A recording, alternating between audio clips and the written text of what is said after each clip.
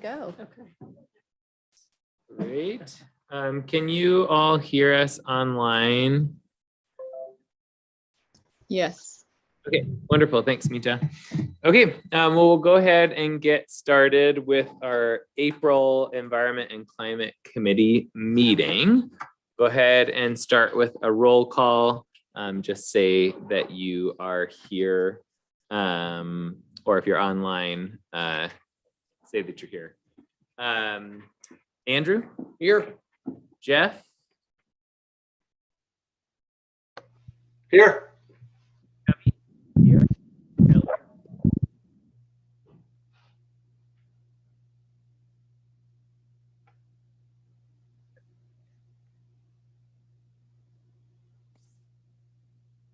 I don't know if we can hear you, Kelly. You can't hear Jeff? Yeah, we heard you, Jeff. Okay. Can you hear us, Kelly? Can you say Yeah, something? now you were out for a bit, but I can hear you now. Okay, thanks. Lauren, I didn't see. She said she'll be coming a little late. Okay, great. Mark? Neil, I'm here. Rory? Here. Serena? Here. And Smita is online. Yes, here. Great. And then our ex officios, I see Sasha. Oh no, I did not see Sasha's Sasha. absent. Can't make it. Sasha and Jackie also excused. Okay. We'll go to minutes from our March meeting. Does anybody have any comments on the minutes from the last meeting? And Lauren is here. Perfect timing.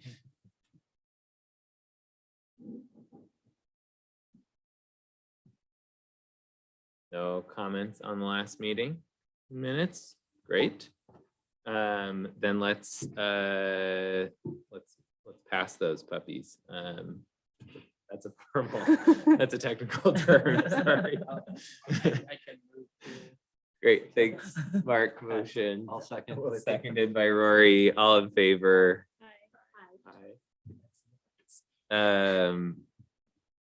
Aye. Anybody opposed? Anybody opposed? Anybody abstaining? Okay, wonderful. Then we can Sorry. okay, no worries. Good now? Yep, no echo. Okay, so moving on to public comment. There's no virtual attendees. Okay.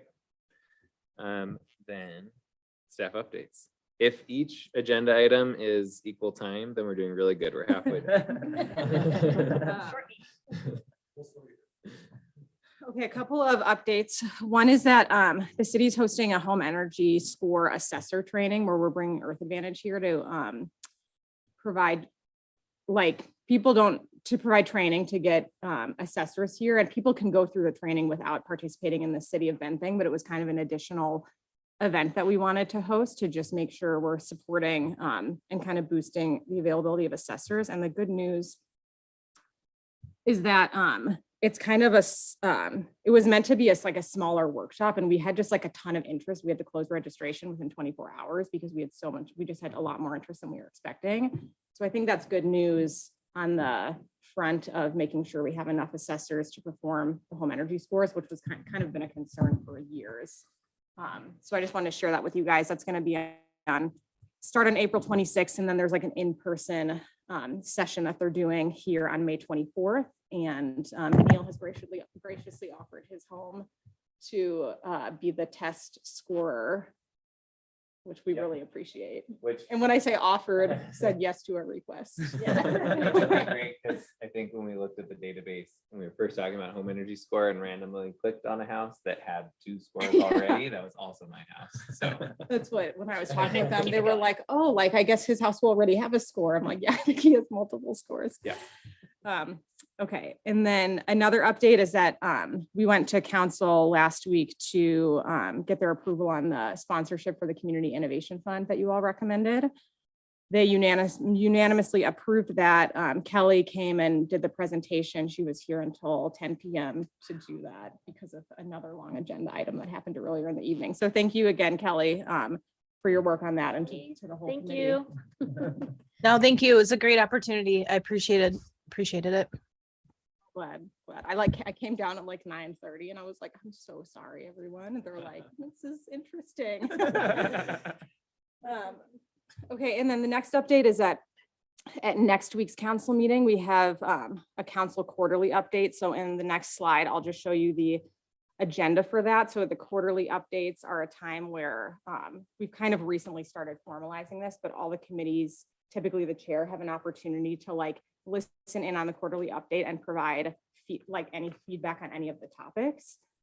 So I'll go in a minute, I'll flip to what the agenda is for that. You don't have to participate in it, but if there's a topic that you all think you want to weigh in on, that's like an opportunity to do so. So we can review the agenda and see if there's anything that you guys want to. But my last update is that also next week, I'll be participating in COCC is hosting a climate teach-in. I know some other people here are involved in that. And it's basically just this event that they're holding with a bunch of different kind of regional people working in different areas of climate action. So I'll be holding a breakout session where I'm going to kind of go over the CCAP, but also it's almost like a pre-outreach session for our CCAP update, where I'm kind of asking the students like what types of things they're interested in for kind of our next phase of CCAP work, since we're going to be doing update in a year. We're going to be doing an update in about a year. So just letting you all know about that. And I guess maybe it's only open to students. Is it open to the public? It's open to the public. Okay, Last so- year's was more student staff, faculty focused, but this year is more community focused. Okay, great. So I know Lauren's going to be there with doing a session, and I think Neil as well. So, I'll be there just about it. okay, perfect. So that's next Wednesday afternoon from like 1:30 to 5:30. And then my last update is that we have Kate Schneider sitting in the back in the US, and Kate is going to be the staff person who is going to backfill for me while I'm on maternity leave. So she's going to attend the next couple of meetings while I'm still here, just to like get up to speed with what you guys are at. And then I just wanted you guys to know that's who she is, and you'll be working closely with her. Okay, and then so to wrap up the update, so the quarterly update agenda, the main That's like one already. topics. Got it. The main topics that will be covered for the quarterly update is going to be an update on housing and homelessness, permitting process improvements. I don't know what the consolidated plan is. Okay, so a lot of housing topics is going to be the biggest focus. Our lobbyist is going to come and do an overview on kind of where we're at with the various legislative priorities for the city. So those are basically the two main topics. So again, you guys can participate in this, and Neil, I think you would kind of be the default participant. So I guess you don't have to decide now, but do you guys have any thoughts on whether these are topics that you guys want to join and weigh in on? It's kind of hard, I know, because it's just bullets of general topics. Does anyone have any strong opinions? Just the one thought that comes to mind is it is, of course, one of the CCAP items to encourage smaller housing, right? So if that fits anywhere in the housing discussion, the work we've done there, or could do additional work there. Okay, we're supposed to get, by tomorrow, we're gonna get like background information on the topics. Like when we did the home energy score, we sent out a bunch of information about the home energy score about a week ahead to the committee. So I'll send that to our chair and vice chair, and you guys can review it, and then you guys can decide if you think you guys want to participate. Does that sound good? Yeah. The other topic I would potentially bring up around permitting would have to do with our buildings in the CCAP, and if there's ways to insert education to the permitting process around energy efficiency, indoor electrification in buildings, or even, how we go, how you prioritize permitting based off of some of those things that you want to prioritize, Yeah. I think could be really interesting too. Okay, and that might be a slightly separate topic. This one is pretty focused in on like improving permit turnaround times, correct? Permit times, and then also the fee increases that are occurring. Oh, yeah. But we do actually have that, that's one of our CCAP like programs. So that's something that I think we could have kind of a larger committee discussion on as part of the working groups that you guys will work on later this year. Okay, cool. What's the legislative priorities bullet? Is that just the bills where the city council is keeping an eye on Yeah, those are, yeah, working with city council and staff, we have a lobbyist at the state level, and just like what bills we're tracking heavily, which ones we're trying to influence, which ones we support, which ones we don't. And kind of, as you can imagine during the session, it's just crazy time. And so he'll come and give an update on what we're tracking and where our stance is on a lot of it. And we didn't include, and later in our agenda today, Neil's going to kind of give an update on legislative topics related to climate. We didn't include any of those in kind of the ones that the city council is tracking this year, partially because they were released just pretty late. So we just didn't have a lot of, I mean, we kind of knew what was going to be in them, but we have a lot of different priorities, and just for the sake of prioritization.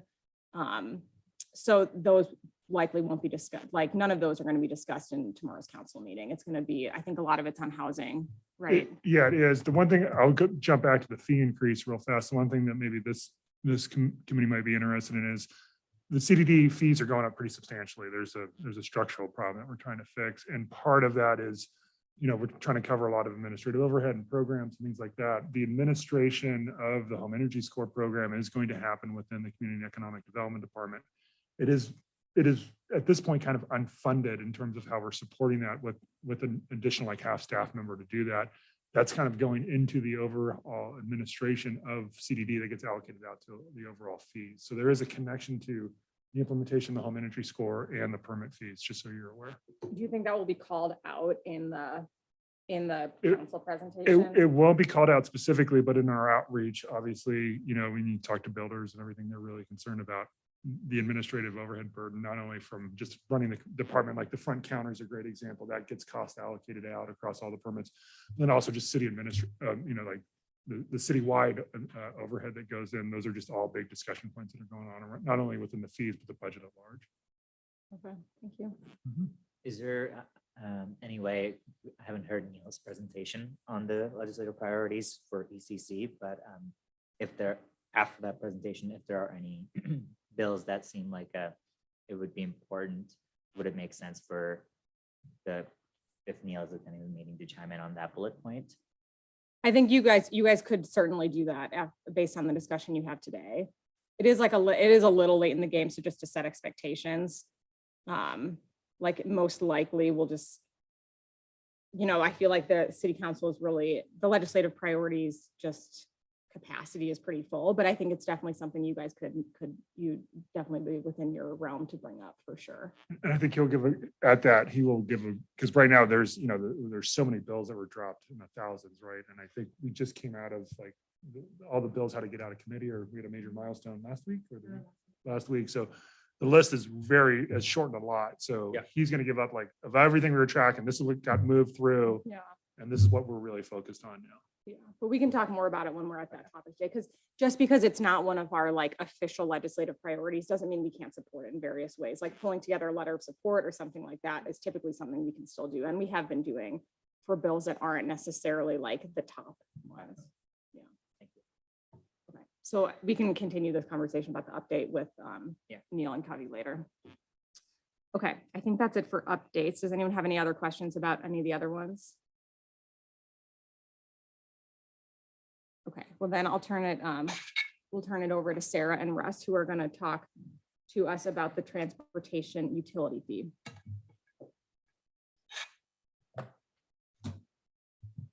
Oh, yeah, I'll stop the share.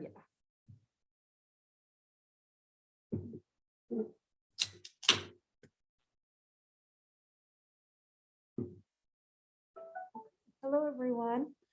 Sarah Hudson, Senior Management Analyst in City Manager's Office. I was here a few months ago talking about system development charges. Good to see many of you again. Russ Grayson, Chief Operations Officer. So today we're here to provide kind of an overall funding context when it comes to transportation. Specifically discuss the transportation fee. I'm not sure to what extent you all have been aware that these conversations have really picked up in the past couple months. It's something that we're going to be moving forward with this year. And also kind of talk to this group about seeing if we can get a representative as we kind of do some roundtable participation, most likely this summer, to get some inputs to kind of shape the framework of this fee. So I'll talk about that in more detail later in the presentation. So we'll start with that funding context. We're going to really dive into the importance of street operations and maintenance, which is one of the big reasons we're moving forward on this fee. Talk about what a transportation fee is, and then provide what direction we've received from council and some of those next steps. And that, just to highlight it, this is a goal that's been in the, was in the last biennium goals, is moving forward to really evaluate this transportation fee to create additional revenue for critical transportation needs in the city. All right, and I will give it over to you, Russ. All right, we have limited time, so we're going to kind of go through this quickly. And if we could do a full 2-hour presentation or more on the city's finances. But if you have any questions or follow-up, please let us know. So just going to go real quick over kind of why we're talking about this on a macro level in terms of the city's budget. So just kind of quick reminders, go back real quick that, most of our general fund, which is the most discretionary fund we have at the city, the majority of that comes from property taxes. This is just an example for every dollar that you pay, what goes to the city and what goes to the other taxing districts.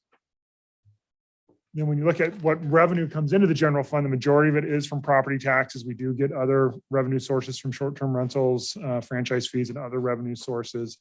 But when you look at where it goes, you can see that a majority of it goes to public safety and police and fire.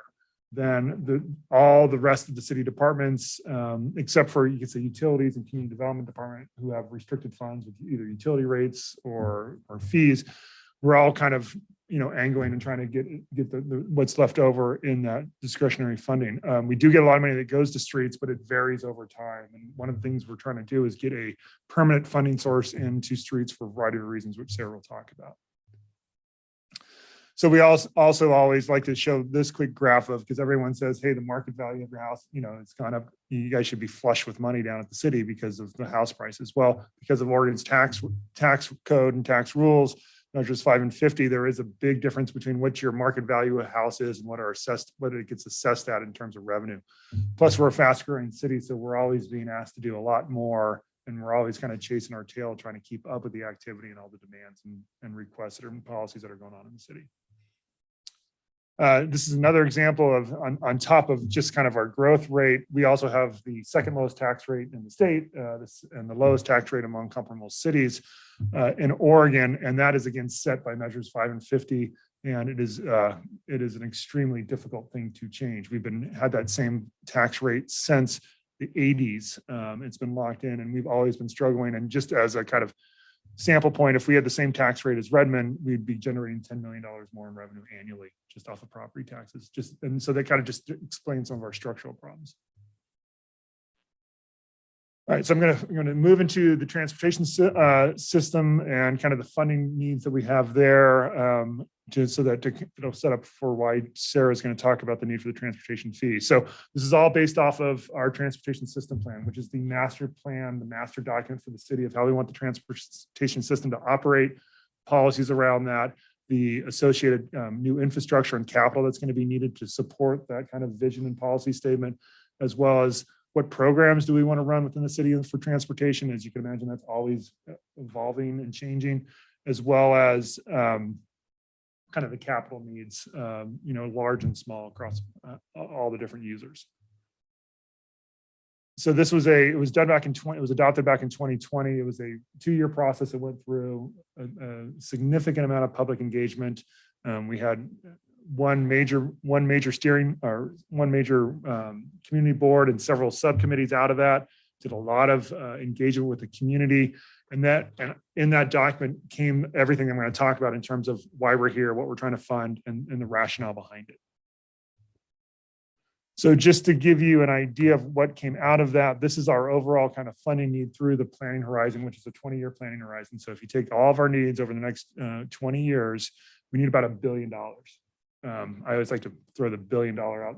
We're a town of 100,000 people, and we have $1 billion worth of funding needs just in our transportation system over the next 20 years. About half of that we think is already available through our existing revenue sources, and we're trying to find ways to go after the other half.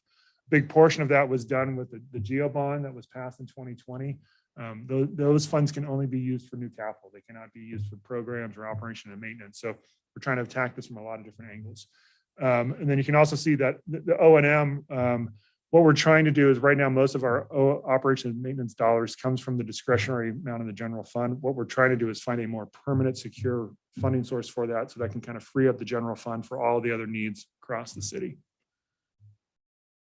So these are the recommended funding tools that came out of the transportation system plan. The dollar signs kind of represent the magnitude of revenue that can be generated from them. So the two biggest ones are the general obligation bonds and system development charges, which are fees that are assessed at the time of a new development. And then you kind of work down to the transportation fee, which we're talking about, urban renewal funding, which is now actually happening. We just had our new, like in the core area, our capital plan was just laid out. We're reconstructing 2nd Street and putting some money towards some of the crossings. So you're starting to see money materialize there. And then there's the bottom row is possible future funding tools that were described in the TSP, local improvement districts, which are basically kind of a district that's created to fund infrastructure in a certain geographic area. And there's other things like vehicle registration fees, fuel taxes, which was tried in the past decade. The city put one out and that didn't pass at that time, but we're still talking about it. And then there's also discussion both with the fuel tax and the sales tax of how do we collect revenue from the tourism that we see here, because trying to get an equity lens across all the different users of the transportation system. But what was determined right now is we are working on right now the two bigger ones of the transportation system development charge update. That's another project that Sarah's leading that's going on concurrently.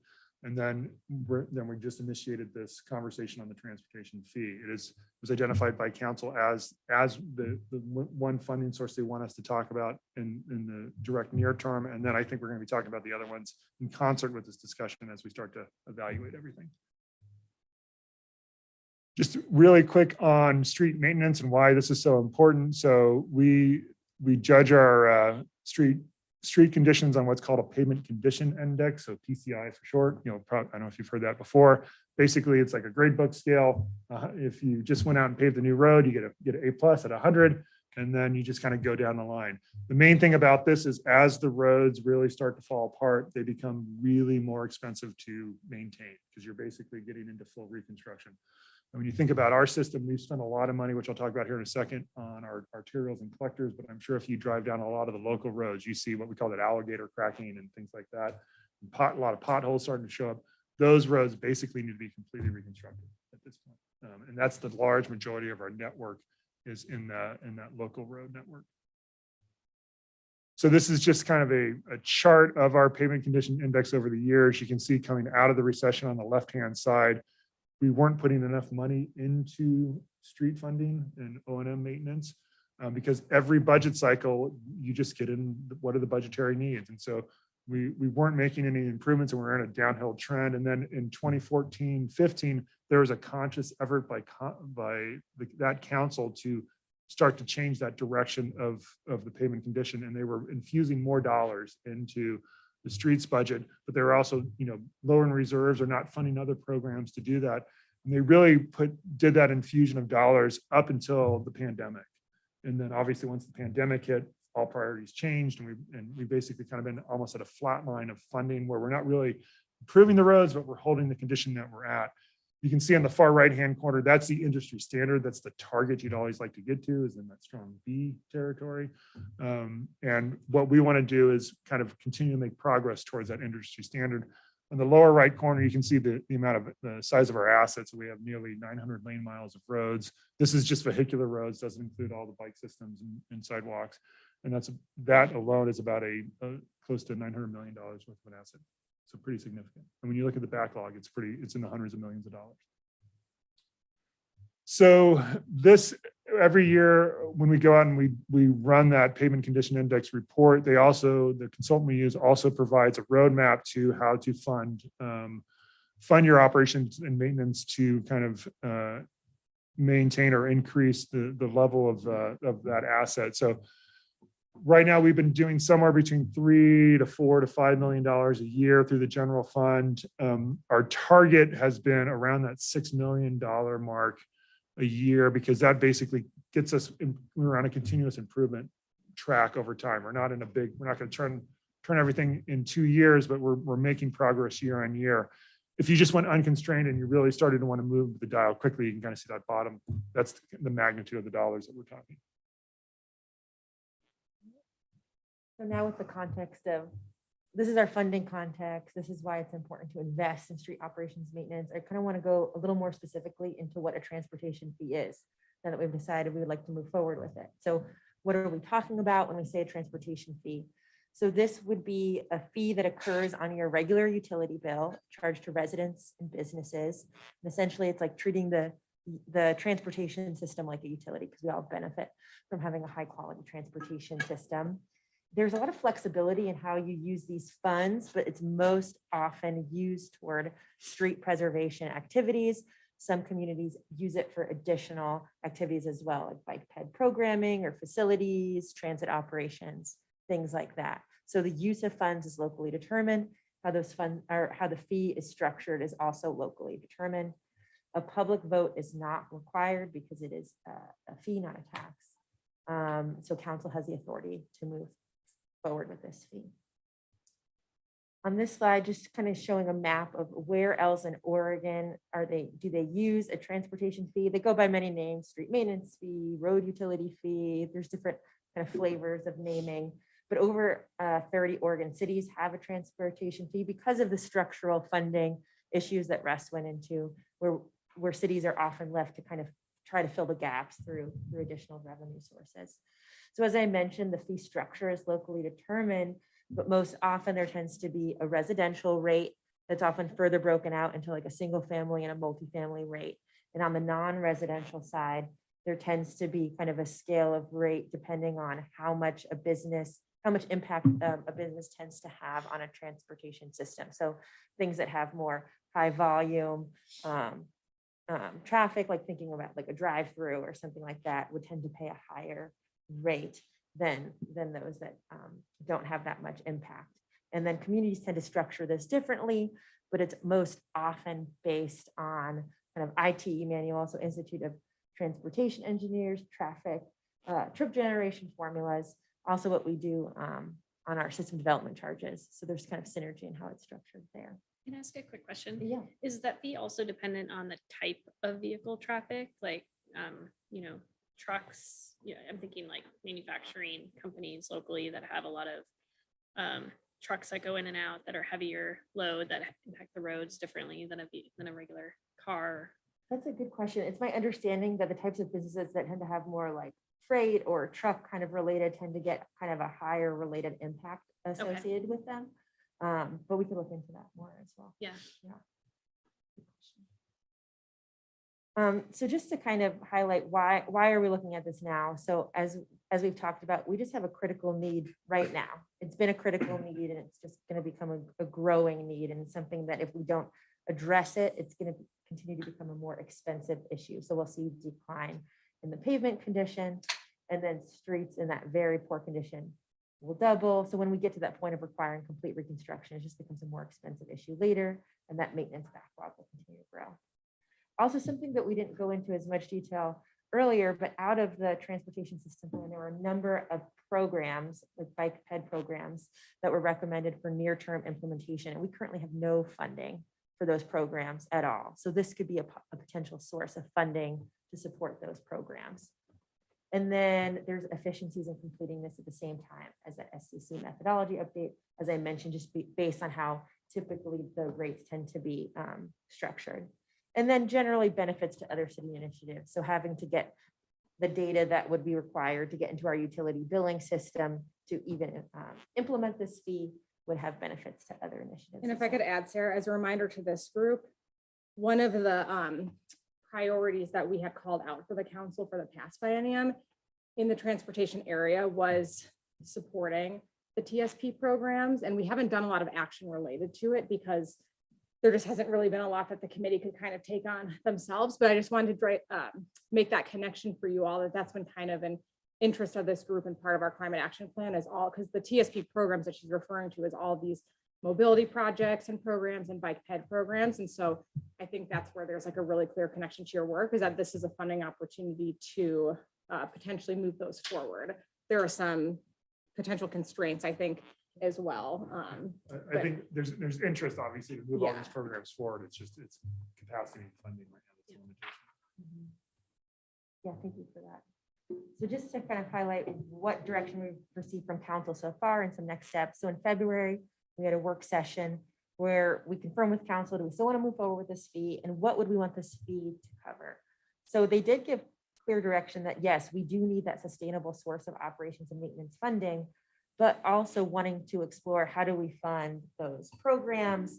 Could a fee like this be used for even capital? So at kind of the foundation is that operations and maintenance piece, but we really indicated that they wanted to get community member input on what else should we be prioritizing and funding with this type of fee. And then in March, we went back for a work session because they wanted us to kind of talk through what are some engagement strategies to start getting that community member input to help shape the framework of this fee. So they really agreed upon kind of this advisory group engagement strategy. So not a full work group because we already did really extensive public engagement through the transportation system plan, but we do need some shaping of what the priorities are and how to move forward. So part of the reason we are here today. So really so in terms of what they want some input on, uses of revenue, also equity consideration. So knowing that there's a number of fee discussions, how do we alleviate some burden to community members when we're talking about a fee that will be coming online?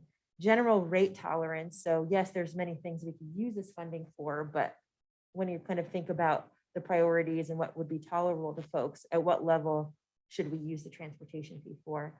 And then there's kind of this broader conversation about other funding tools. So kind of in that slide Russ went over where we're talking about maybe a seasonal fuel tax or targeted food and beverage, kind of having this more holistic conversation of, okay, if we're not going to use the transportation fee to fund all of these things, what would be our next strategy? What's our next tool so that we can really start filling that gap?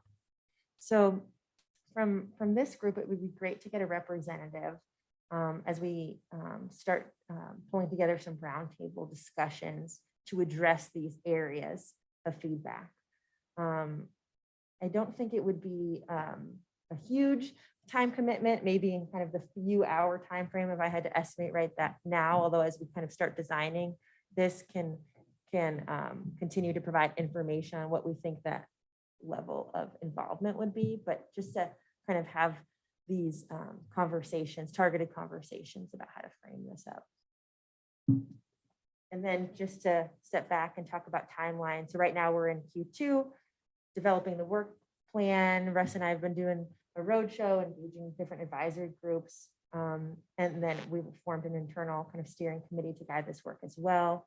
So this is kind of our touch point with you all. We'd also imagine that after those roundtable conversations in Q3 that we come back again to report back on what recommendations we've heard from that group in those conversations as well. And kind of the overarching timeline, we're hoping to get to a council action by the end of this calendar year. But even from the point of like council action, there's still a lot that would need to be done to implement this fee. So probably wouldn't even begin collecting a fee until sometime in 2024, just to provide clarity on that piece. So I know we covered a lot in a short time. Are there any questions that we can answer from the group? Yeah, I might have missed this, but is there, I'm still not sure how is the fee being applied, or was that covered on the first slide that I Like missed? how we'll even assess the fee?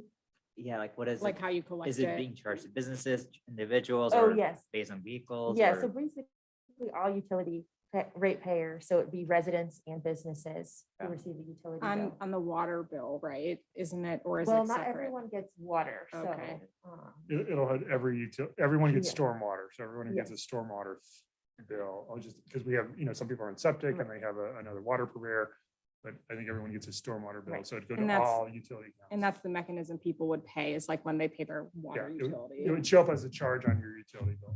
basically. Okay, so it's being charged that way, but it's being charged for transportation. Yes, Right. which basically you would see like your water bill, your sewer bill, stormwater bill, and then there'd be a transportation fee of whatever that would be Okay, added. in and your is there, total. are there equity concerns and like low income concerns built into Yes. that as well? Okay. Yeah, So one of the things we're looking at right now is we do have a utility bill assistance program. It's like, one of the questions we have is, well, do we just tie this program into that? And all goes into, capital funding, and as Sarah said, equity. What is the timeline for the working group? Like if we were to designate someone to participate in those, are they, will summer? Yeah, we were thinking maybe late June, July. Yeah, probably. Okay. Right now, what we're doing is we're trying to get a consultant on board to start running some background numbers for us and data, so that when we have that first stakeholder meeting, we can come with at least some sort of reference, because right now we just have a very high level kind of data point of PSP from 2020. And if you have, it was a 10 million or $10 fee, you generate like $5 million or something like that. But we want to really dial that number in and get a little bit more kind of better understanding, have a good fruitful conversation out of the gate. Well, we have, our next agenda item is around our working groups, and we have a transportation working group, so that we can talk about this and designate somebody. I think there's definitely interest, so. Yeah, I think it's perfect because like I was saying, like we have some of our transportation section of the CCAP called out the TSP. That was kind of the approach we took. So there's like an action in there that's basically like implement the bike and ped programming from the TSP. So the transportation working group is going to be working on kind of like the CCAP. Anyway, so there's just the really clear tie to that group. So we'll be able to pick someone from that. And I think it would be a really good fit for that group. Because I think we're still outlining how this is going to go, but what we think kind of at a high level will happen is we want to sit down with the stakeholder group and let's open up the TSP again and say, okay, we all agree that we need to maintain the roads. What level should we be maintaining the roads to? Where on the programs, do we want to implement all of them or some of them? Like, what's our value statement here? And same thing, if we were going to try to generate capital, how much and for what? And then we can start to look at what that representative fee would be, and then how the funding sources relate. And then it's just trying to find that balance of all those different things. But that's kind of how we think, because we want to have this holistic conversation. I think as part of that, we also say, well, we only have a tolerance for the transportation fee of X. So if we want to do all these other things, then how would we achieve that?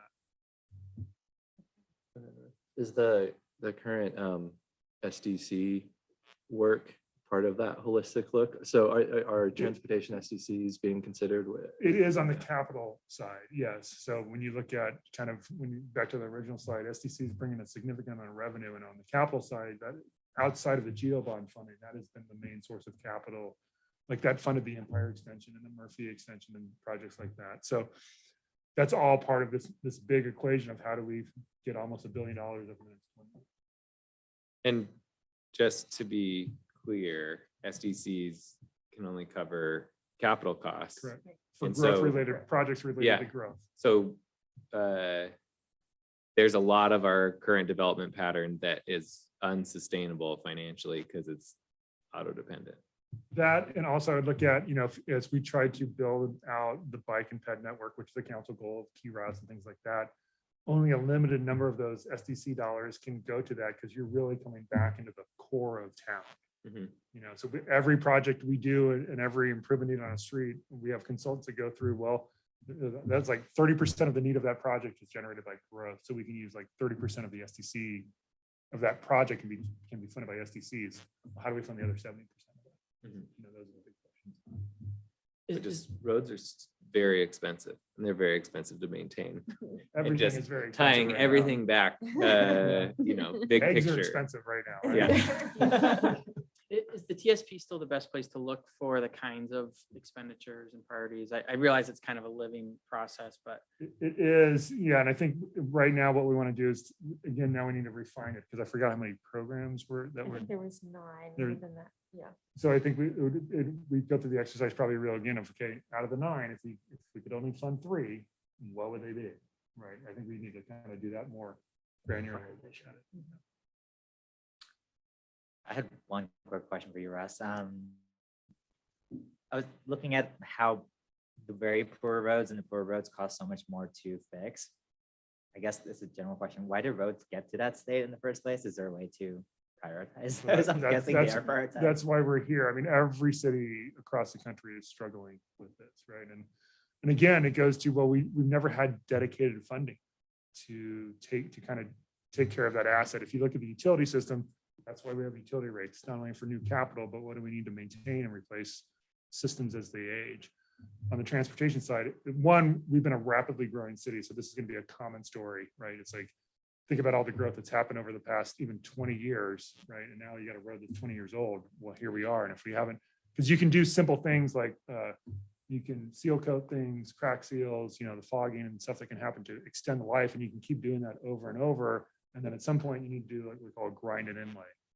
But if you don't do that and you do nothing, then the road's just going to deteriorate, and then you're in a full, I got to pull everything out and replace it. So it's really been it's been a funding problem for the city. It's not that we weren't aware of the situation. It's just we didn't have the money to do it. Okay, I was just wondering if they were like harder to access or anything along those lines, or harder to do work on and close off because there weren't. No, it wasn't had anything to do with that. I mean, you can see, and then, you know, when we started putting more money in, the council made those kind of conscious decisions to influx money. That's, if you remember pre-pandemic, a lot of the main roads, and we started with the collector and arterial system because that has the benefit to the most really around, helps economic development and keeps goods and services moving around town. So think about all the roundabouts that got repaved, all the collected major roads that got repaved. That was all because of that influx of the dollars. So now that system is up, and we need to maintain that system and not let it deteriorate again. But then what do we do with all those other assets, especially in the local system, that have just deteriorated further? And then We have a Smita has a question, yeah. question online. Yeah, I was just wondering if the federal infrastructure bill is a player in all this for funding source. I'll do the opener, then Sarah can give all the details. Most of the money that's in that federal infrastructure bill is really goes to capital. You'll see that with a lot of grants and programs. And we're chasing money on that front to go get money to build like the Hawthorne Bridge and things like that. The O&M side of things that's kind of just, that's not the shiny, that's not, you know, at a federal level, that's not the shiny object to go after in terms of deploying money. Yeah. And even the programs part of it is also harder, probably easier to fund with grants than O&M, but also more difficult than capital projects. Would you say that's correct? Yeah. Yeah. And especially on the programs, especially when you use the climate friendly rules, and we're having conversations with the states around this, like a lot of really good ideas and things that, yes, make sense. We should be trying to look at, you know, vehicle miles traveled, but when you look at what they're asking us to do, we're getting no funding right now from the state. We're advocating for it pretty hard, but again, it's like it's just another layer. So we have to take the limited resources we have and say, well, that's going to be a mandatory requirement. So we have to do whatever that says, and it may not. That'll take money away from other things that would be much, you know, we'd like to focus on, but we just can't. The joy of being at a local jurisdiction, right? Any other questions? Okay, well, thank you. And we'll get back to you with names for involvement in the working group for sure. Thanks. Thank you.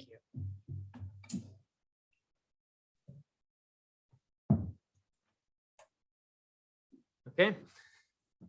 So we're going to jump, or we're going to talk about working groups, which was there was a memo that was sent out about that. Thanks everybody for participating in the survey. I don't know if it makes sense to do our lunch break. Well, we can do it now since the sandwiches are here. Okay. Yeah, let's do that. Great. So we'll take like a 5 to 8 minute break for everyone to get sandwiches. And again, since I'll kind of I think like since I'll be doing the start of the talking, if everyone can get their sandwiches, chat for a moment, but then come back and finish your sandwiches while we start the meeting would be great. Great, cool.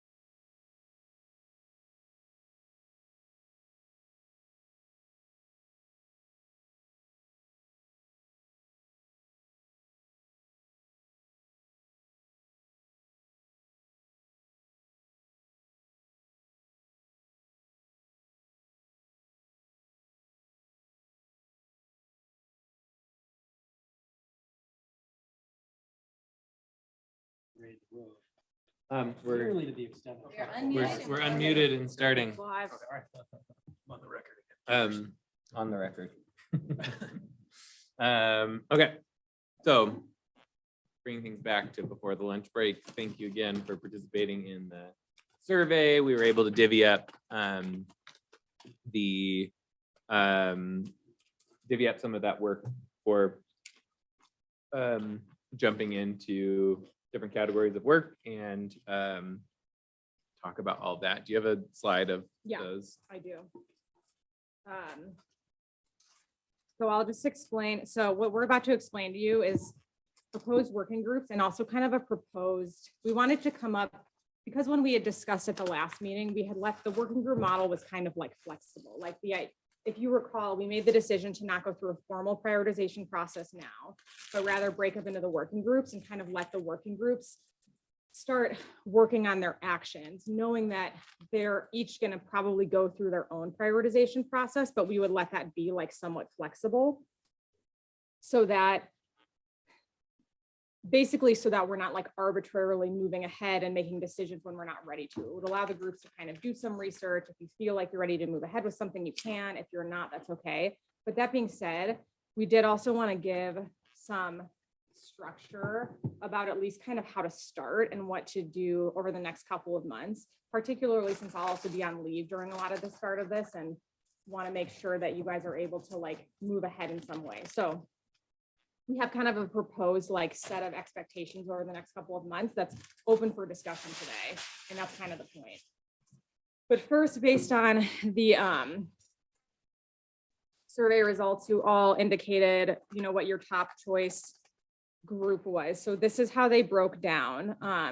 Everyone for the most, I think everyone was able, it worked out pretty well where everyone who had like a top choice was able to be put in their top choice. Rory, you are the one person that I did put in two groups, which we can talk about. There were a few of you that said that you were willing to do two groups. Rory was one of them, so it worked out. But again, these are proposed, so we can kind of talk about it. But so for transportation, we have Rory, Mark, and Neil. The bold people are people who indicated they would be willing to be kind of the lead, which will especially be an important role in my absence, since I won't be, you know, we'll just have a little bit less like, you'll have to be a little bit more self-directed. So we're hoping to kind of identify a lead for each group today too. So transportation was Rory, Mark, and Neil. We think transportation's a little, almost going to work a little bit differently, because as far as like new ECC initiated actions for transportation, there's only the one, but there is kind of the greater transportation area. And there's other things like the tough conversation today was a good example of like other ways you all can get involved in advancing the other transportation initiatives, but you might need to just discuss amongst yourselves, like how should we be engaging in those things and helping to advance these. So it's a little bit different, because I think there will be less like the ECC wants to do this thing, but more like the ECC should be tracking and following these things. For waste and materials, we have Kavi, Serena, and Kelly, and Smita. And so that's kind of the group that was working on it already with the addition of Smita. And then for energy, we have Andrew, Lauren, Jeff, and Rory. And one of the reasons I made that a 4-person group, like added Rory as the 4th person, was in part because the energy one is really large. We combine energy and buildings and energy supply. But 2, I just noticed that the energy group is all new committee members, and I do think it will be just helpful to have someone who's had a little bit more history with the committee to just kind of help with that. Not that I don't trust the new committee members to do a great job, but I thought the context would help too. But again, Rory, you can say you're not willing to do it. We can figure out another solution. No, you don't need to say. You don't need to say. I just wanted to explain kind of the justification. The other thing with with some of them to remember too is that we anticipate that these are somewhat of short-ish term working groups, because eventually all of the working groups will, at some point they'll evolve into advancing projects. And once you're advancing a project, the working groups might shift a little bit, because if you're going to work specifically on like energy efficiency incentive, you know, it just gets redefined, as opposed to this beginning stage where we're kind of like still working through the topics more broadly. And we had talked about people that are in the other subgroups may want to join a project-specific working group and vice versa. Someone who's in the topic area may just not have the capacity to do project-specific work if it's going to be like really intense for a certain period of time. So they will, that was the idea that we had talked about, is that they will fluctuate a little bit. Yeah. So that's to say that each one can have more capacity than it appears. Sorry. This committee will be gaining more members, correct? We will gain one more, yeah. One more, okay. Because we're at 10 right now, That happens in July. July. The applications are open now. I don't know, Receive one or two. one or two applications. And then they'll be appointed in July and brought on over the summer. Okay, so then back to kind of what we were hoping, this is just the structure of what we were thinking could work well, is that we're hoping by the fall that each working group would have done. So you guys will be meeting, it's mainly just information gathering at this point and kind of figuring out like, where are these different actions at? You have the CCAP progress report, but you may want to talk to some different partners or some different departments to like learn more about, you know, outside of what's already happened, like just what's the lay of the land. So we anticipate most of the first couple of months are just going to be a lot of that fact finding. But what we're hoping is that by the fall, each group has done enough of that fact finding to kind of be able to say, you don't need to do a formal prioritization process, but be able to say like, this is what we want to advance this biennium. Because what we want to avoid is like fact finding for 2 years and then not really advancing something. So at a certain point, it is a good idea to like, we're hoping we can coalesce around, like, it seems like these ones are ready to go more so. And so we can move forward with these. And then I just said like a general approach to implementation, a high level work plan. So that's not meant to be something really detailed, but just an idea of like, we think we want to advance this initiative. This is kind of what we're thinking. Like if you take like the outreach and the permitting process, like just a little bit of brainstorming of like, what might that look like? Who are the departments we would need to talk to about that? And you could even start some of those preliminary discussions. But my hope is that kind of like by the time I come back, which I'm expecting to be in October, that we can kind of like reconvene, figure out where the groups are at, and then we can start moving forward with some of them. We think it would be a good idea for each group to schedule a monthly regular meeting time just for ease of scheduling that you guys have planned to meet. And if you decide you don't need to meet that month, then that's okay, you can cancel it. But we like each group to kind of come up with like, okay, it's going to be the second Tuesday of each month from 11 to noon or over lunch, so that can kind of be held as the time you guys have to work together. And then the third one is that because each group is going to be working independently, but we want to also make sure that the whole committee is kind of engaged in all the areas. We were thinking that each working group, so because we'll have meetings over each month over the summer, that each working group could kind of take the lead on one of the meetings and hold a discussion with the full committee related to kind of wherever you're at. And so it's meant to be more than just an update. It's meant to actually seek feedback from the rest of the committee, but that may look different for each of the different sectors. So we're leaving it a little bit ambiguous there, where like, it's not like by your meeting, you have to come with a prioritized list and you need feedback on that prioritization. It could be something like, you've researched a couple of these actions and you just want input on what these actions could look like, or whatever is going to be helpful. And like, again, the transportation group might look a little bit different since it's not as many like new actions. So we are kind of leaving it up to each group to figure out what would be helpful and do the work to make sure. So you'd each have like about an hour of the meeting held for your discussion. And then you basically have to be ready to like hold some kind of discussion that's going to be beneficial for both your working group and for the committee as a whole. So it'd probably be at least partial update, letting people know this is kind of what we've learned. This is what we're grappling with now. Like, and if you do want to do a full prioritization process, that would be up to you as well. But we just didn't want to artificially impose that process because it may not work depending on whatever questions you guys all have. And one of the other goals there too was to try to make it so we could just have substantive dialogue instead of All right, everybody, you got 10 minutes to do a check-in. Oh, who was doing the check-in? You like talk for a little bit. Everyone's like, sounds good. And then you move on and instead providing more dedicated time. The other thing, which I think we'll probably get to on the timeline of that, is also recognizing that there's going to be different amounts of work for different groups. And so we're reserving them kind of in consecutive order. So then the groups that we're anticipating won't require as much work can just take that time early. And then there's more time for the other groups to get more of that progress made. Yeah, and that's a good like differentiation. Like the two models we considered was like, does each each group, do we hold time so that each month, each group gives an update and it asks for feedback, and you have kind of like, you each have 20 minutes in each meeting, or do we want to assign a topic for each month so that we can go deeper? And we chose the latter to avoid, because I mean, we all know how those updates go. Like Neil said, it's just easy for it to just kind of be a little bit shallower, and then it doesn't just end up being as fruitful for anybody. So that was the thought. And then before I open it for input, the schedule that we had proposed was, so if you recall, last year we took a break in the sun, like we took one summer meeting off. We think that's a good practice. The council takes a meeting off like around 4th of July. So we were proposing that the transportation group would go in June. July would be the month that we would take off.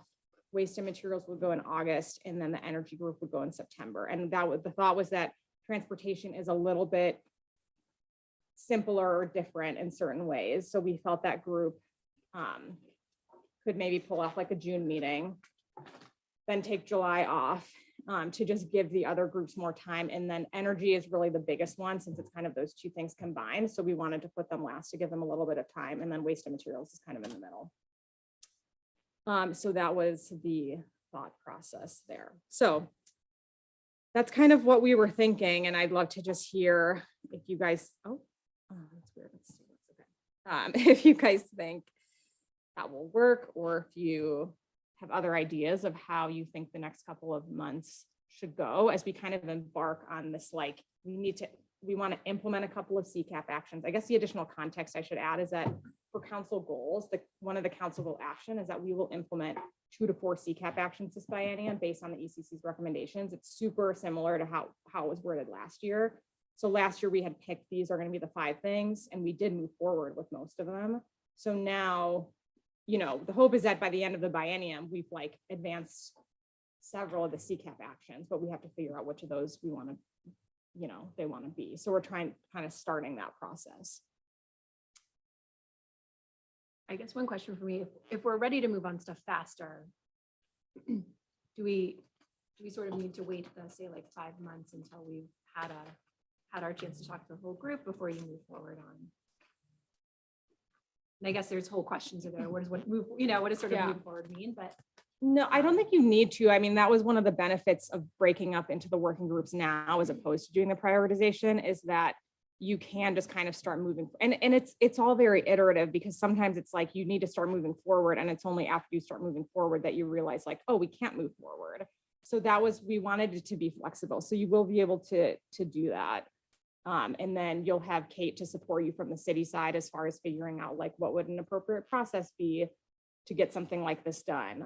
So you definitely can take some of those steps forward. All looks good to me. And I think the transportation, that does seem like a reasonable order, given that then there's some sense of consensus for the input that our committee would have to that other advisory process. Yeah, exactly. I definitely willing to work on both those subgroups, but my mind was going to what Mark just mentioned, that whoever, assuming someone gets voluntold to do the transportation utility fee group that Russ and Sarah were here talking about. I'm a little concerned that if that happens to be me, that it might be more than I might have capacity that's to do for that. I'll say, I didn't want to push to the Marty on that other utility one, but this kind of funding strategy stuff is what I do all the time. And I know all those things pretty cold, I'd say. And I think it was my colleagues who did all that funding work for the plan. Oh yeah, I think so. Yeah, so I'm happy to unless one of you guys want to. That's great. That'd be great. And it'll be great to have forums so we can collaborate because this timing is actually really aligned with the transportation component of the system development charge. So. Any other thoughts? I mean, does this look good to people? Like Mark said, it looked good. She'll have like nods if it looks okay. Yeah, that's great. Cool. That was easier than I thought. Then really quick, I'd like to identify a lead for each group. So for transportation, we have either Mark or Neil. I thought you were going to lead those. That's what I heard. I said participate. Unless you feel like you've got too much on your plate already, Neil, I'm happy to have you lead it. Yeah. And I'll do the other outreach thing. Perfect. And leading is primarily at this point, like the main thing is really just making sure you guys are getting meetings scheduled, but part of it will be like when you guys come and need to lead a discussion, like someone who's kind of like, ready to kind of facilitate and that sort of thing. Okay, so we'll do Neil, could I borrow your pen? That Thank it does you. make me think, I know in the past, there's been an effort to have either the chair or vice chair, like at least be present at subcommittee meetings. Has that been talked about at all? Because that would be a large burden on the two of you. Just for energy, I guess. It means just That's the only one I remember. Yeah. Yeah, I guess that's right. So if Neil wanted to voluntarily. Yeah, and I kind of anticipate, like, those are the two areas that I was most interested. I kind of anticipated some level of involvement in energy as things go on, especially once we kind of figure out what the ongoing action of transportation is, then I'm kind of anticipating a shift to the energy group. Yes, and Neil was the other person who I could have put, but Neil already does like a lot of additional meetings in his chair role, that's how my decision happened. But also we had talked, Neil and I had talked, Neil and I had talked a lot about how he does intend and expects to be involved in a lot of the energy topics too, and especially just based on his work being involved in a lot of those types of initiatives. So Neil will be your guy too. Okay. Great. And then for waste and materials, we had Serena, Kelly, and Smita were all willing to be a lead. So does anyone feel like it? I just have a habit of saying yes, but I definitely don't need to. Okay. If Kelly or Steve want to take that. Kelly or Smita, do one of you guys want to be the lead? Oh, this is Smitha. I will pass if Kelly's willing to do it.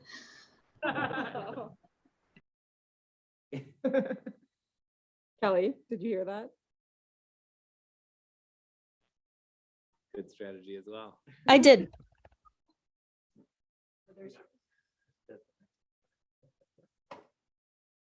Oh, Kelly, you're muted. You came off mute for a second, but. now you're Yeah, on. you asked if I heard it. I did. Are you willing to be the lead? Yes, I am. Okay, perfect. Thank you so much. Yeah, apologies.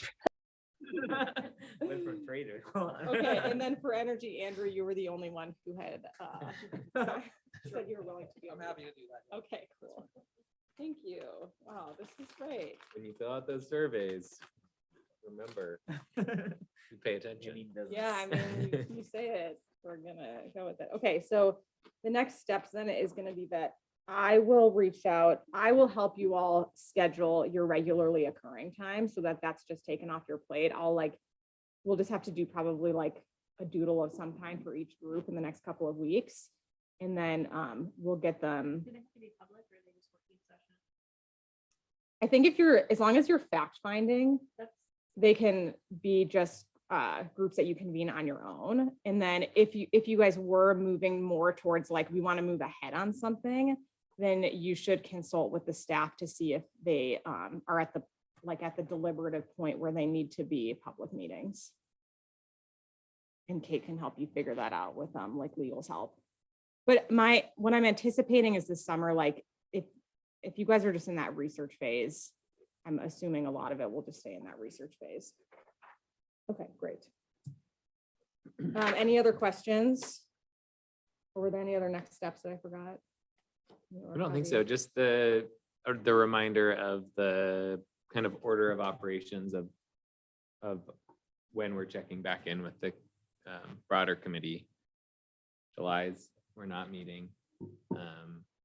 And June will come up quick. And June will be, yeah, surprisingly soon. Should we plan to have some product before the meeting, like a memo or anything like that? Is that probably? If you can, I think that would be ideal for sure.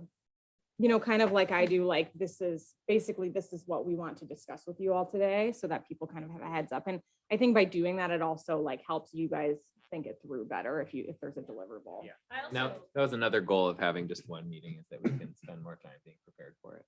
Do we want to set that as an expectation that each group prepares some sort of pre-meeting memo of some kind? Okay, great. yeah. I also, maybe I misunderstood, but I also assume that the type of content that's coming out from a June meeting versus a September meeting is going to be very different Yeah. by the groups. So. Likely so. Yeah. Yeah, and that is why we kind of sequence. We thought that the transportation topic would be the easiest to have something more substantive by June. We can also, we can check in on that with the transportation group in a month or so. Okay, great. Well, then I think we can move on. Great. How long was your SEM update? I'm not, maybe like 20 minutes. Okay. Would be good.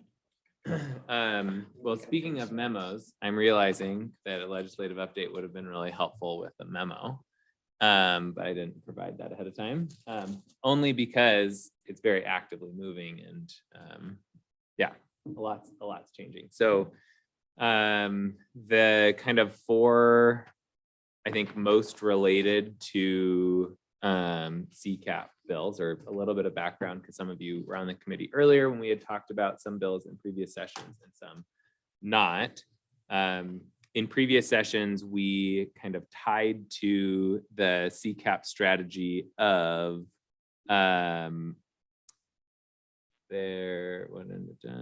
supporting policies that increase energy efficiency in buildings and code updates.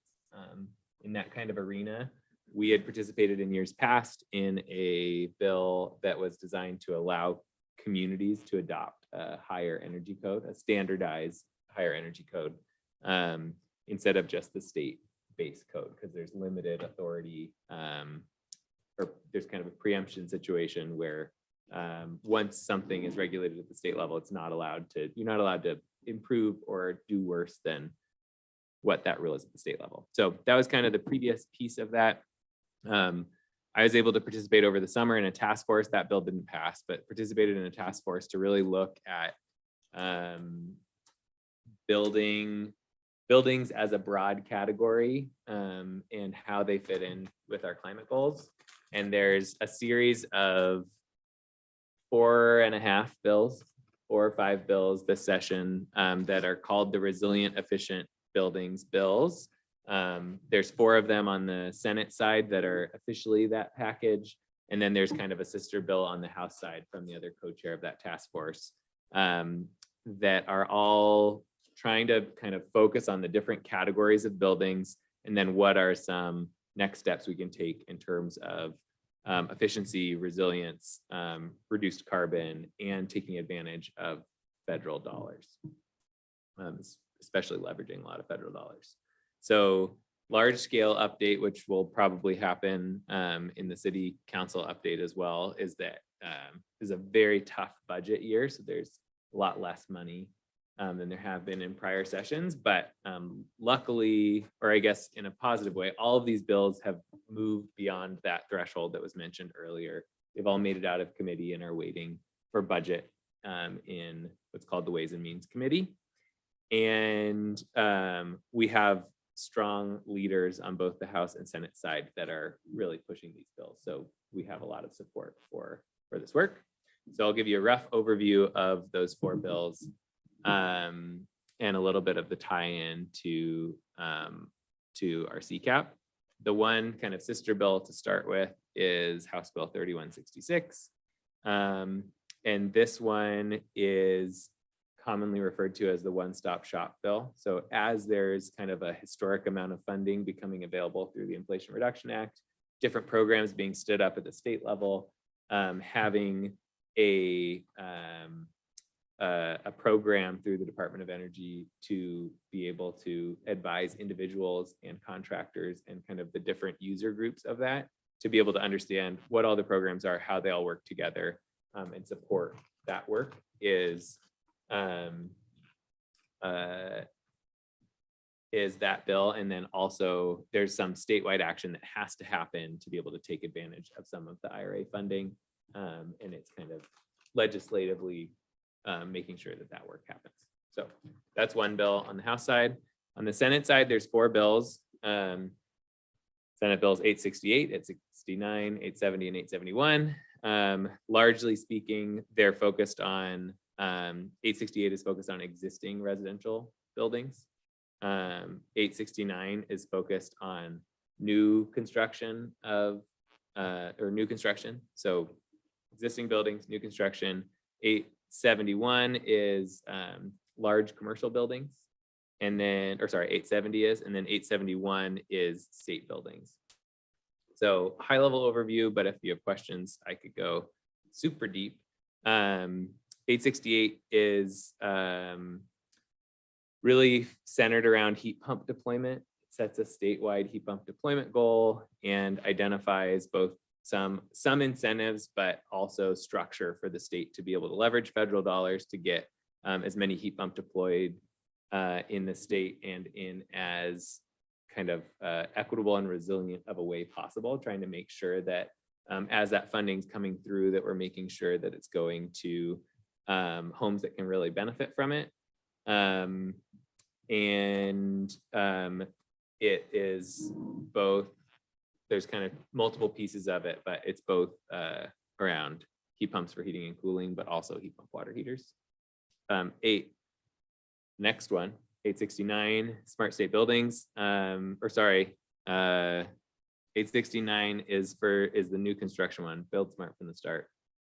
That one is largely directing building codes division to make sure that we're meeting our climate goals with new construction. I think the cool thing about all of these bills too is that we've had anytime you do one of these things or address one of these areas, everyone affected by it says, well, what about the other one? We've seen this locally, right? When you talk about existing buildings, then the existing buildings people say, well, what about new construction? And when you talk about new construction, then they say, well, what about existing buildings? So we're like, great, we'll just do it all at the same time.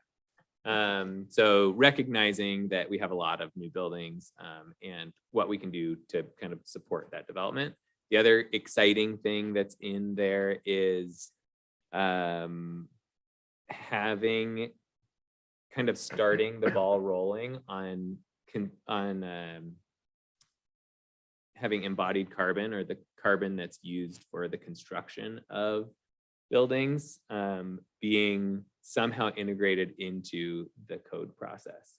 So it's not a mandate of that happening, but essentially it's opening the door for looking at our current code process and areas where that could integrate kind of seamlessly or efficiently early on.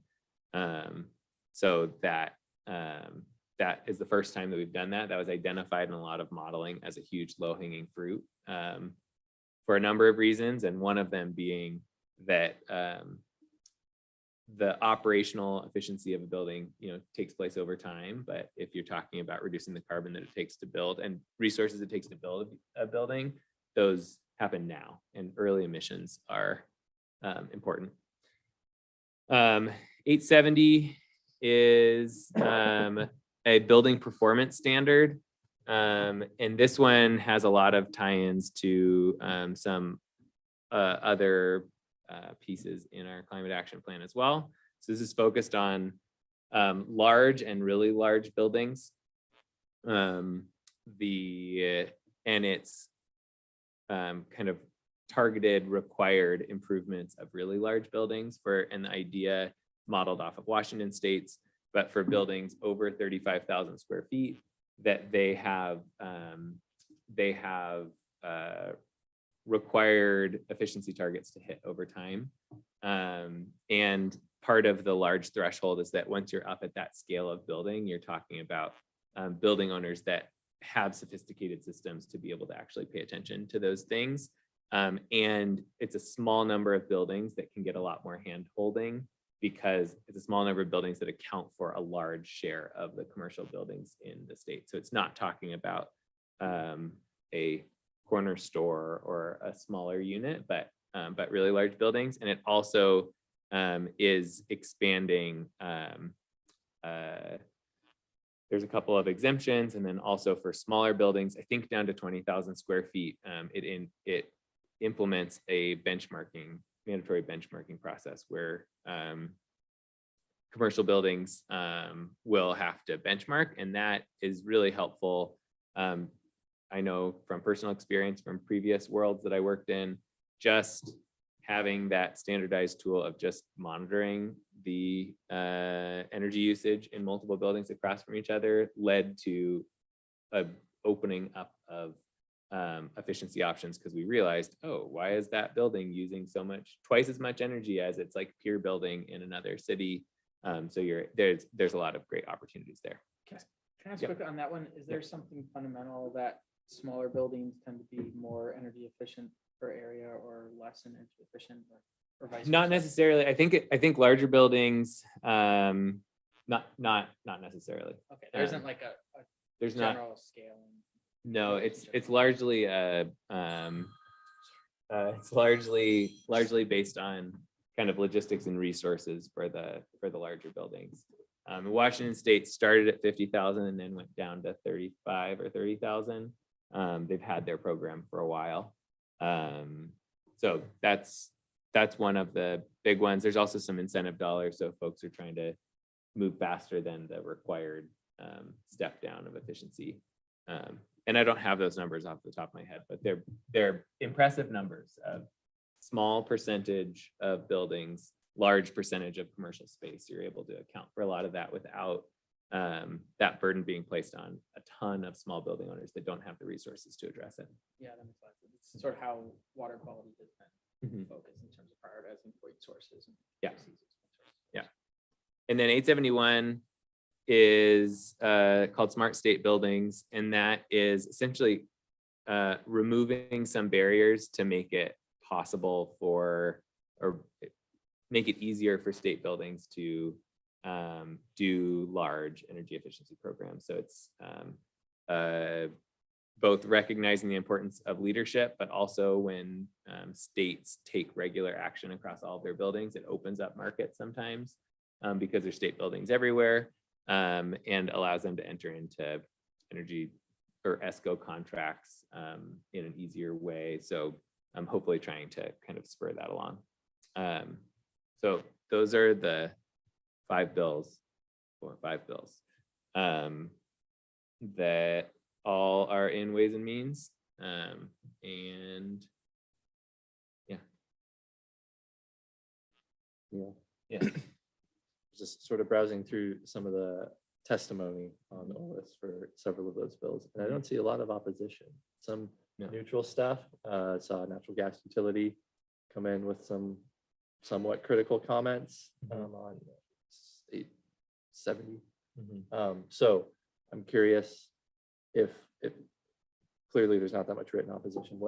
Has there been any opposition to these efforts, and are amendments being proposed to address some of that? Or Yeah, there has been an amendment process, and the hope is, because this has already been voted out of committee, that that there won't be further amendments in Ways and Means. There's a lot of support. Most of the opposition has been pretty targeted on individual changes that would help a certain group. It be easier on them or not as restrictive in some way. But there's not like universal backlash like there had been from other bills. And really, I think largely, yeah, cool. But there's still some general opposition. There's some opposition from from gas utilities and some specific pieces about language and definitions, and some kind of pieces there, but this process has been super involved. There's 9 months of meetings. And then since then, we've been having like policy roundtables with a lot of stakeholders that, working through and trying to make it as practical as possible.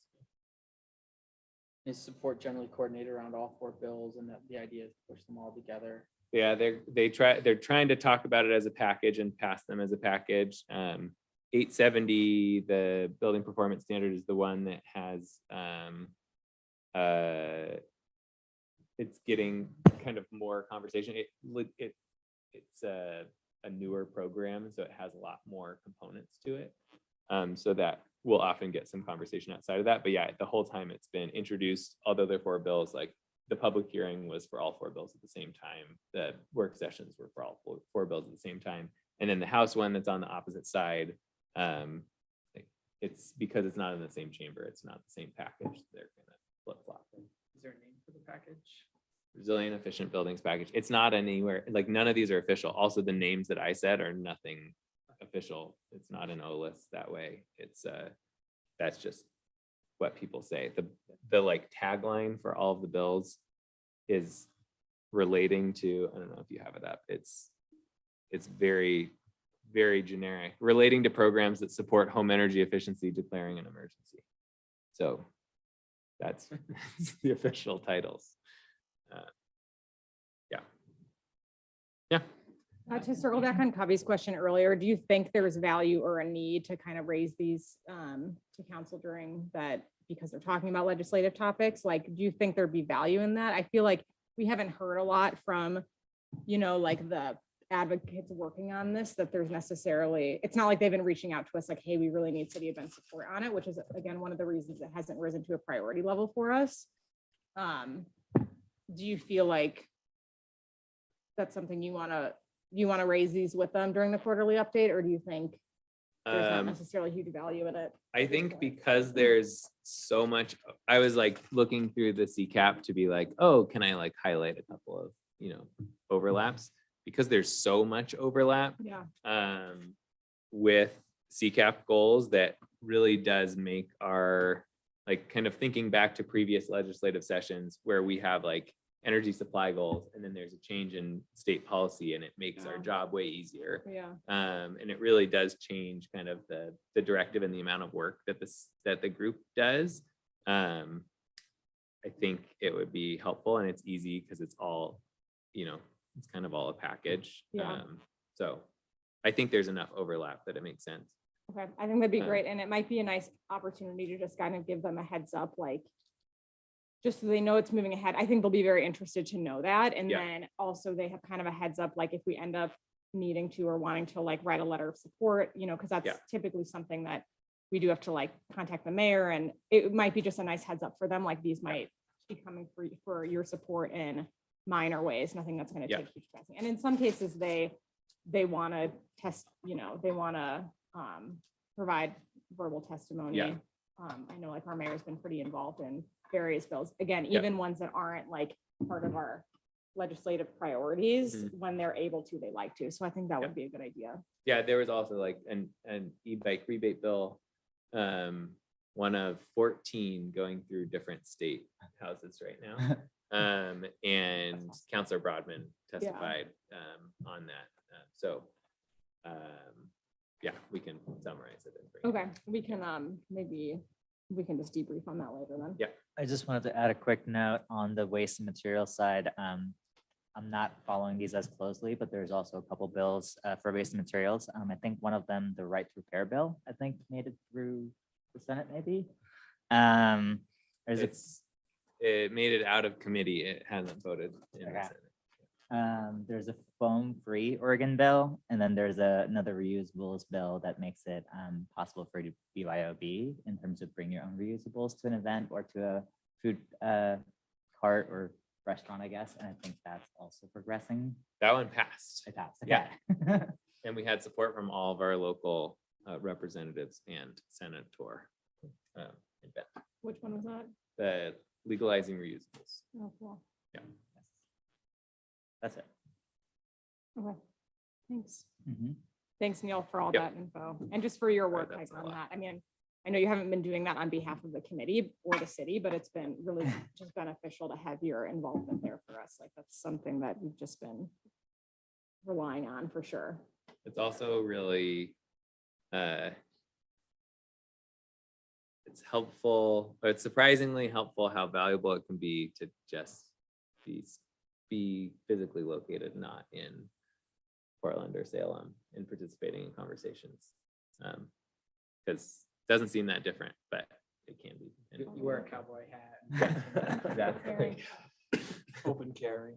Yeah. Always have my background, make it look like it's either snowing or sunny. Those are the only two things going on here. And there are no spring flowers. No.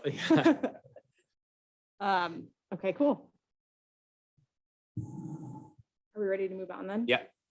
Okay, so this has been kind of an ongoing request for new committee members. So when the city first passed the climate action resolution, which was in 2016, we set the climate action goals.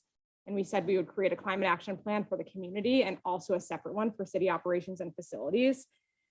And this group has been just very largely focused on the community climate action plan, but we did also create a city operations climate plan, and we are moving forward with it.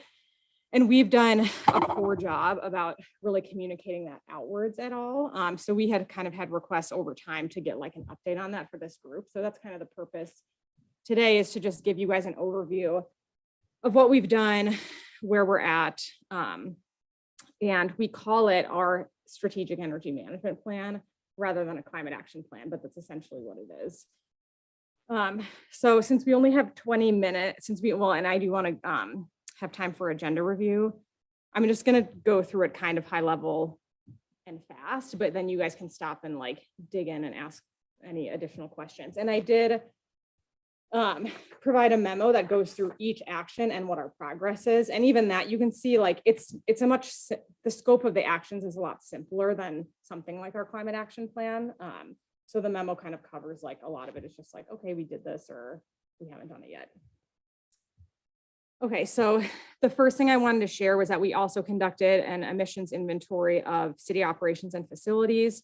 Similar to the community, we did kind of like what's within the boundary of our organization, and then kind of like scope 3 emissions as well. And we separated those two analyses because our goals, the 40% and 70% reduction goals, is primarily is focused in on our scope 1 and 2 emissions. But we did calculate our scope 3 emissions because, like our community inventory, it's like this massive magnitude, especially the supply chain emissions, which are kind of equivalent to our consumption-based emissions in our community inventory. I should add, I meant to include this on the slide, or maybe it's no. Our goals for city operations and facilities are the same as our community goals, the 40% by 2030 and the 70% by 2050, but we actually also included language in there that we have a carbon neutrality goal by 2030, which we haven't explored in depth what that means to us and like what that would look like. But it's probably a conversation we'll need to have in the next couple of years, seeing as that is coming up soon. So for our, Sorry, do you want us to ask questions as you go or at the end? you can do that. Okay, just a carbon neutrality goal, quick clarifying question. Is that like purchasing offsets? Is that? Yeah, what- I think the idea, this is where I would need to do a little bit of history digging since I wasn't here for the conversation, but I believe the idea was like, we'll have a 40% in actual fossil fuel, because our emissions goals are actually written in fossil fuel reduction. So the idea was that by 2030, we would have an actual reduction in at least 40% of our emissions, but that we would essentially purchase offsets to make up the rest.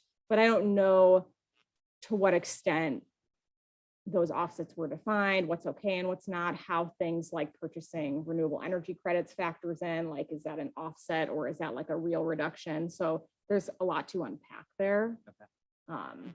If we were going to be really serious about that. Is that a serious, not a serious goal, but is that the same level of goal as the other targets? That 2030? I think I think it was certainly intended that way to begin with. I think it's, but yeah, we would have to have a discussion. There was no like serious discussions about what it would mean and what the implications are and kind of how that falls. Got it.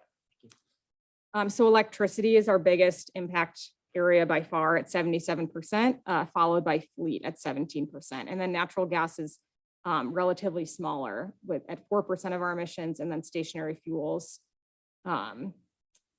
which is like generators and that sort of thing, is only 1%. So electricity, like reducing our electricity is kind of the biggest focus for us. A lot of that though, the vast majority of that did come from our water, like our plants, like the water filtration facility, and also the pump stations and the reservoirs, like the whole water distribution system is the biggest driver of that electricity use, because otherwise our office facilities are, relatively small. So in our greenhouse gas emissions report, I believe I have a graph that shows the breakdown of the electricity more. Any questions about just the inventory results? Are there any, I guess, net offsets that the city is generating in any way on its own? Are there, I don't know if there's any sort of account. I kind of looked at it a little bit, but in ways that you're almost internally generating credits that you'd be able to transfer in another way. I don't think so. Okay. Trees or something. No, we don't have any like internal initiatives like that. We do purchase about 20% worth of our electricity from like Blue Sky. So that's, like reduced in here, but nothing more, nothing like that. A gain that would offset your other. Yeah.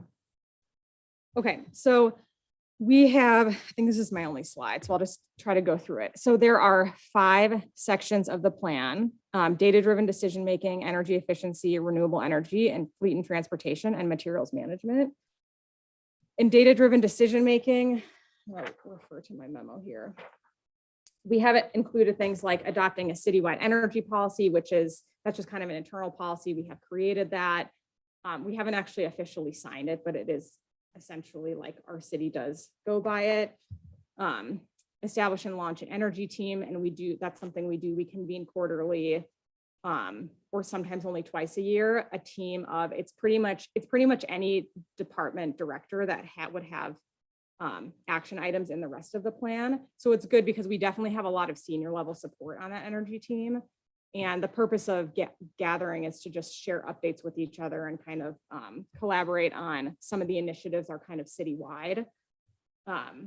So I'd say we do have that's in place. Update the city's greenhouse gas emissions inventory.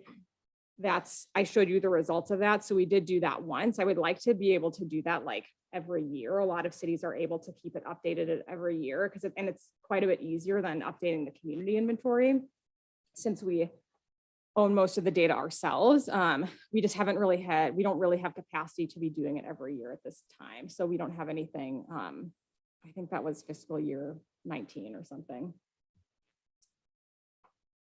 And I think that's the whole data-driven decision-making. That was kind of just about like, how do we set ourselves up structurally to support this type of work? And then energy efficiency, we have just kind of like a broad strategy about reducing. The broad strategy is that we want to just reduce our electricity and natural gas consumption through energy efficiency projects. So a big part of that is designing any of our new construction to be like net zero ready. And we do have 2 big new construction projects coming online. The big one right now is our Juniper Ridge Public Works campus, which is going to house like actually the majority of our employees. And we are designing that to be kind of as close to net zero ready as possible. We have a major solar investment plan for that. It's like 600 kilowatts or something system.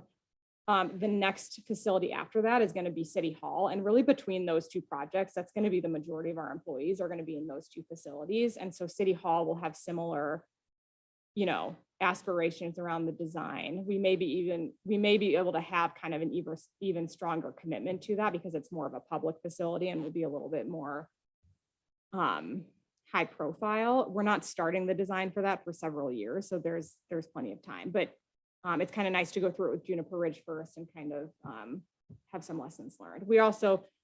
we're planning it to be, we're looking at battery storage for that as well. It's kind of looking like we probably won't include storage, but it will be storage ready. Another big, so that's kind of on the new facility side.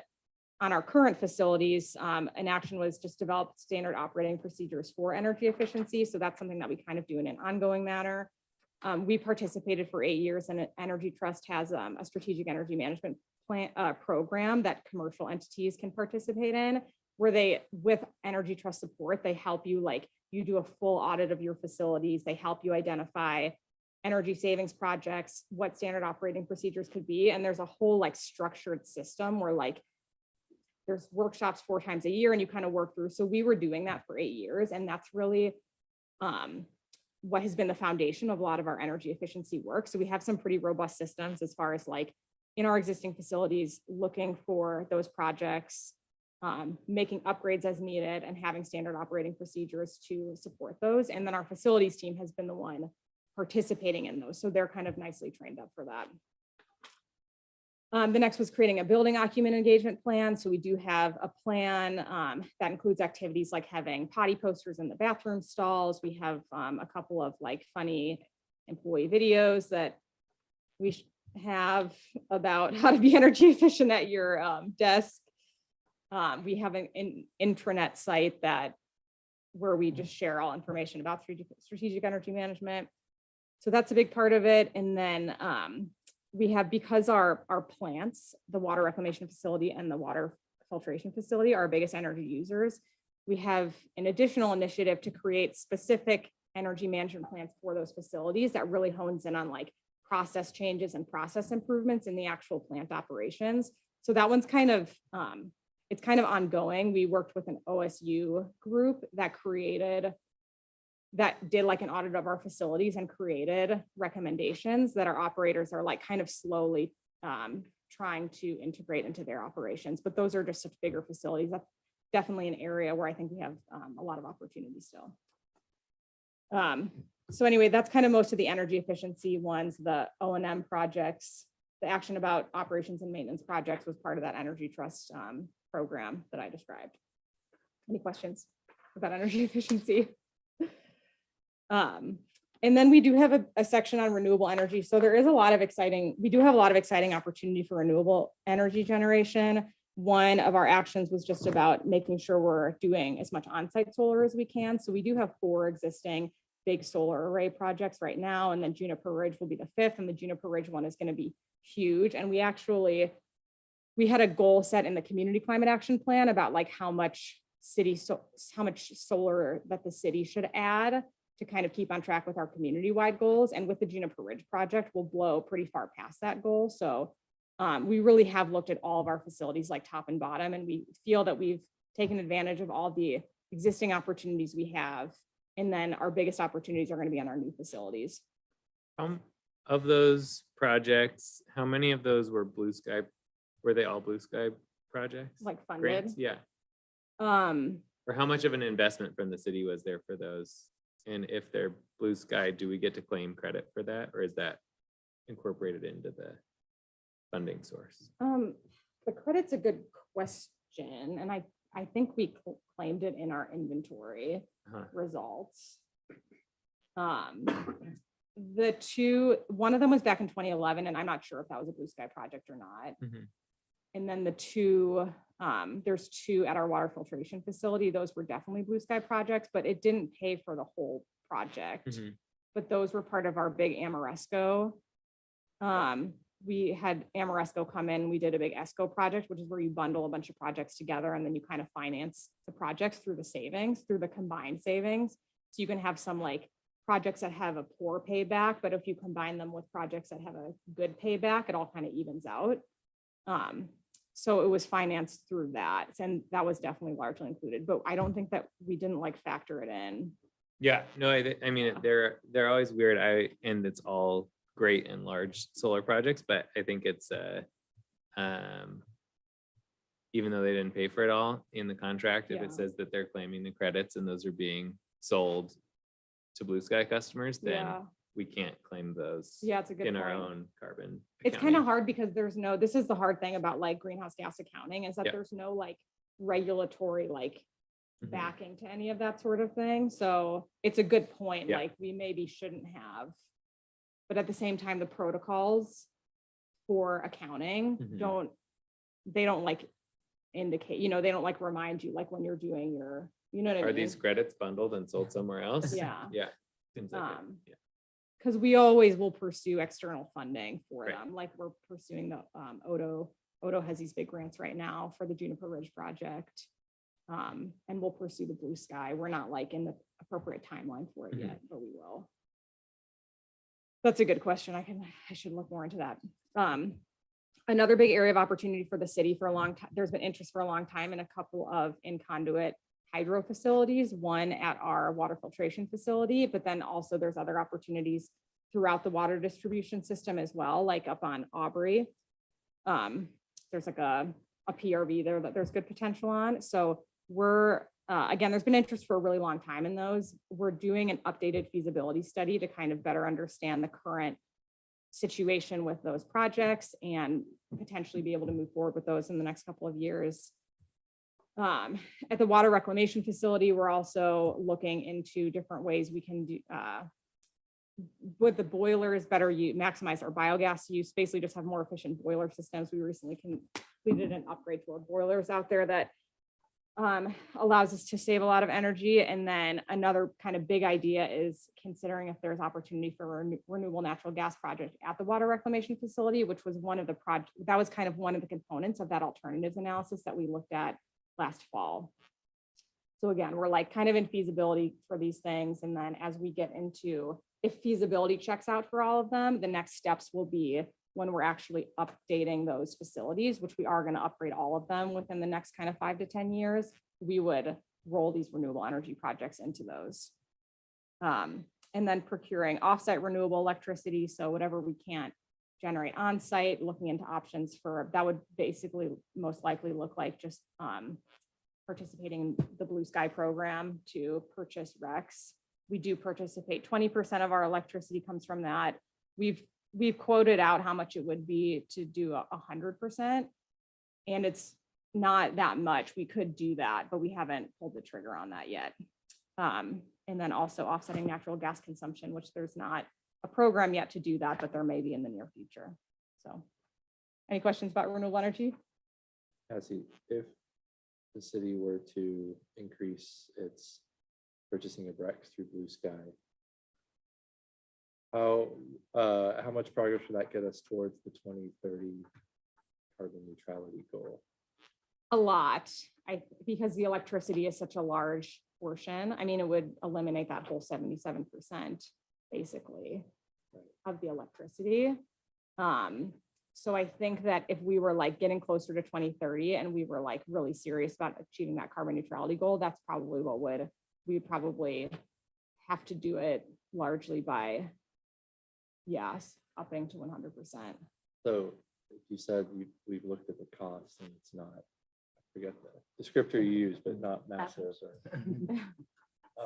But what's holding us back? Nothing really. It's just that I think part of it has been like, do we want to just, if we do that, it's going to look like we've made this massive reduction in greenhouse gas emissions. And do we want to do that just by making that REC purchase and call it good? Or do we want to continue pushing on some of these other projects? Because if we were to do that, there would suddenly be less of a case to make for pursuing something like inline hydro or doing some of the solar projects. It's also, I would add, like a really poor decision when it comes to equity. You're just, as a wealthy-ish community, we do have the ability to just buy our way out of this, but it's shifting the burden of all of them to try to resolve them through poorer communities. Yeah. Yeah. All right. And I also just have some concerns with using RECs or offsets as a primary tool. And I feel like some of this seems circuitous because it sounds like you're saying we're paying Blue Sky additional money to purchase a RECs, but then Blue Sky is investing that money to do some of these projects. And then some of those projects funding our projects. And I would wonder if we could potentially use that amount of money and then use that into a solar project directly or some other project that directly. But the has. magnitude is really different. That's Yeah. the thing, because it was like $30,000 per year for us to just switch to 100% renewable, where like a solar project is just a lot more than that. So I Yeah. think that's, yeah. It is, but you But can look at engineering it in a different way. You know, you used Amoresco in the past to Yeah, underwrite that future savings to pay for what's going on now. yeah, And then right now with the Inflation Reduction Act, the Yeah. tax credits will be 30 to 40% off that first capital Yeah. cost. So it begins to be pretty much in alignment, I think, with the cost of credits. yeah, Worth looking at. I 'Cause mean, you're creating an asset. I Yeah. think that's what's interesting about that. Yeah. and like I said, we have, so far with solar, we do believe we've maximized what we can with just like the actual space that we have. But that's what we'll be looking into the new facilities to make those. But as far as like why we haven't pulled the trigger on that, it's more just about like, it shouldn't be our first approach to it. So kind of wanting to postpone making that decision until, yeah, that's been my approach for not like pushing it more. I think the city would do it. It's taken a while to figure out the accounting and stuff internally too. I just want to point the time. Yeah. I don't know, you said you wanted to do. I know, I the think we agenda can, review. does anyone have any major questions about the transportation or materials management sections? I do. So I was Okay. wondering if we can table it until the next Yeah, meeting, if we okay. have time for it. next Let's meeting, talk about Because I don't the, want to speed through it unnecessarily. let's talk about the agenda review for next week. And Neil, Covey and I finished this after you left our debrief. Mhm. Covey and I like circled back to this because we hadn't talked about it. For the May meeting, what I would really like to make sure we cover is that I do need some feedback from the group with respect to the future CCAP update we're doing and kind of the scope and the approach for that. So I'd like to have a discussion on that. I also wanted to provide an update. I think I'll be ready to share an update related to, we have a council goal about pursuing assessing natural gas policy options. And I'm going to have a conversation with the counselors next week to get some more direction on that. So I wanted to give you guys an update on that as an additional project we might be working on this year that you guys would be closely involved in. And we would have time to come back to the strategic energy management as well. So that's kind of what I was thinking for next month. Is there anything top of mind for people that you feel like we should be covering next month?